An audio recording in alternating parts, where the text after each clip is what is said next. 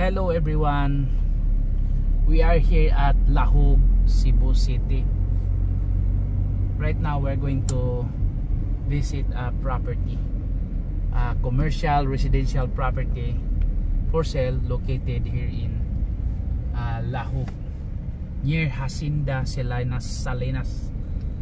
So doon ni sa Hacienda Salinas. Kini nga side guys is the kuana guys kaning GY Square na makita na to. So diri sa GY Square dool mosulod lang tagamay nga kuan street diri sa may Salinas na dito ang property.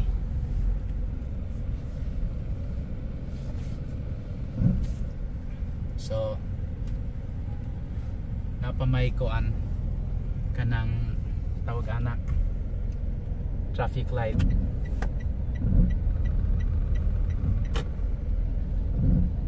So kita na to guys. So gasoline station nga diri ang Rockwell nga side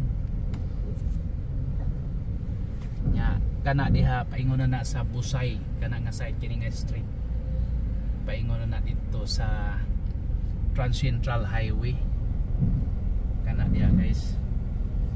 Then kita muliko lang ta diri gamay mo turn left lang ta after this traffic no.